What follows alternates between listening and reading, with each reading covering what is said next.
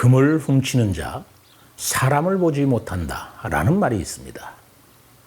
고대 중국의 이야기입니다만 제나라는 나라에 매우 탐욕스럽고 재물을 좋아해서 어떻게 하면 부자가 돼서 영화를 누릴까 라는 것만 궁리하는 것이 하루 일과인 사람이 있었습니다.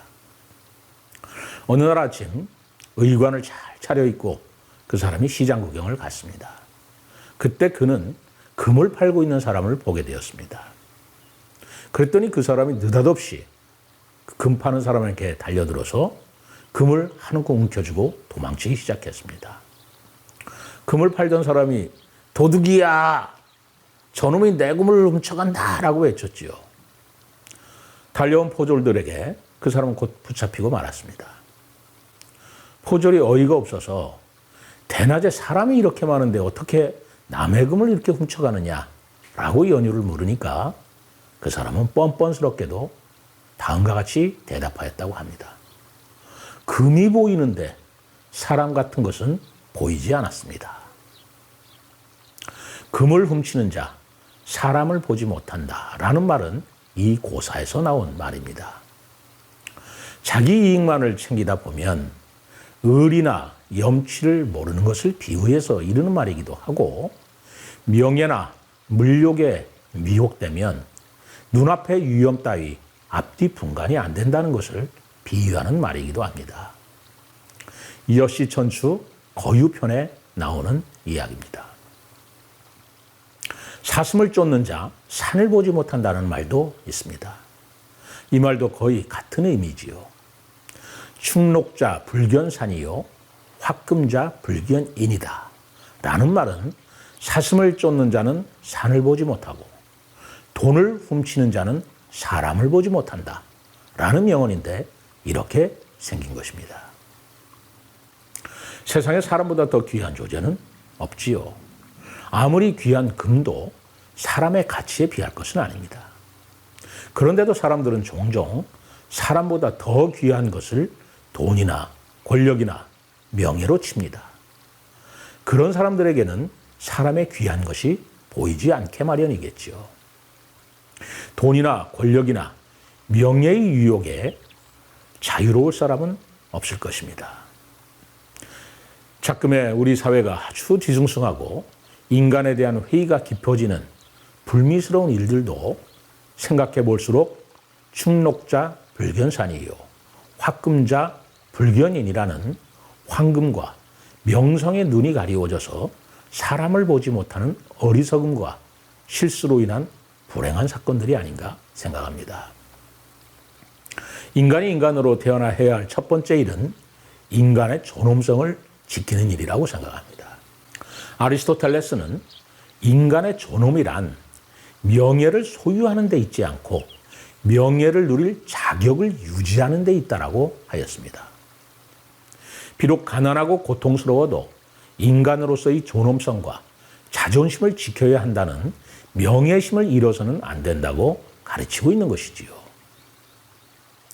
재물의 눈이 어두워서 사람과 상황이 보이지 않는 것이 개인의 일로 그친다면 피해는 그 개인에 한정되겠지만 만일 어떤 집단이나 국가의 일이라면 그 결과는 수많은 사람의 운명을 좌우하는 비극적이고 역사적인 불행한 기록이 될 것이 틀림없습니다. 중국 전국시대에 총나라 왕은 재물에 아주 욕심이 많았습니다. 총나라는 진나라와 서로 전쟁을 하고 있었는데 진나라의 해왕은 이런 총나라 왕의 재물력을 이용해서 총나라를 공격하기 위한 계략을 세웠습니다.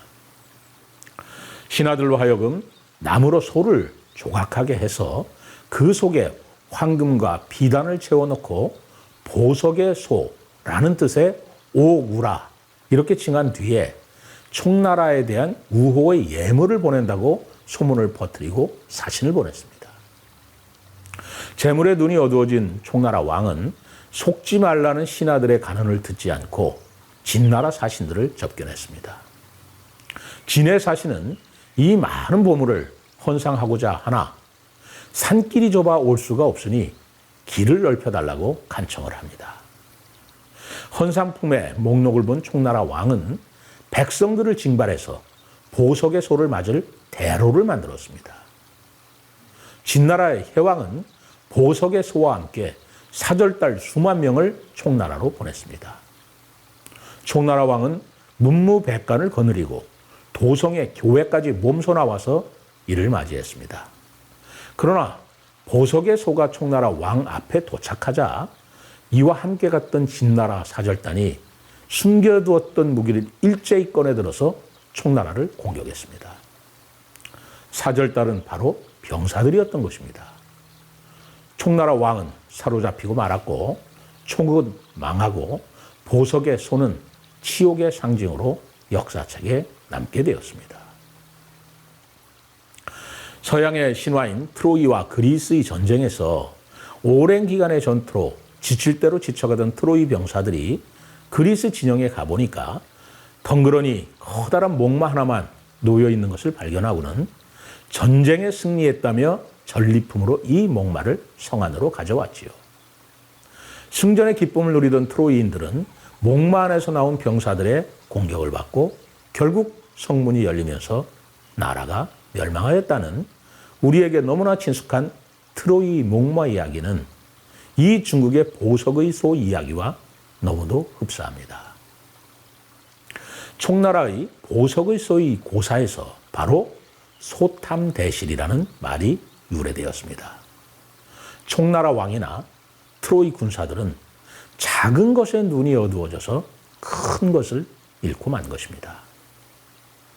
보석의 소나 트로이의 목마는 금을 훔치는 자들에게 사람이 보이지 않는 어처구니 없는 탐욕의 역사적 비극이 아닐 수 없습니다. 우리 속담에 한 푼 아끼고 열량을 잃었던 것입니다. 인간인 이상 누군들 탐욕심이 없겠습니까? 그러나 사람보다 더 귀한 존재가 또 어디 있겠습니까? 그럼에도 탐욕에 빠져 사람보다 재물을 더 탐할 때 눈이 멀어 자신의 주변 상황도 보이지 않게 되고 사람을 이용하여 이기심을 축적할 때 그 죄는 이용당한 사람뿐만 아니라 자신마저 결국 파멸로 몰고 간다는 사실을 우리 주변에서 얼마나 많이 목격하고 있습니까? 사람보다 더 귀중한 존재는 없다는 것을 알면서도 사람보다 재물을 더 탐할 때 금을 훔치는 자, 사람이 보이지 않아 포조에게 붙잡히고 사슴을 쫓는 자, 산이 보이지 않아 사슴을 잡았지만 산속에서 길을 잃고 있습니다. 최근에 위안부 할머니 문제를 둘러싼 논란이나 어린 소녀들의 엠번방 사건들을 보면서 동서고금의 아니 인류의 역사에서 끊임없이 반복되는 탐욕과 위선과 어리석음은 어쩌면 누구도 자유로울 수 없는 가증스러운 인간의 본성이 아닌가 싶어서 새삼 가슴이 떨립니다. 최민호의 명언 명상이었습니다.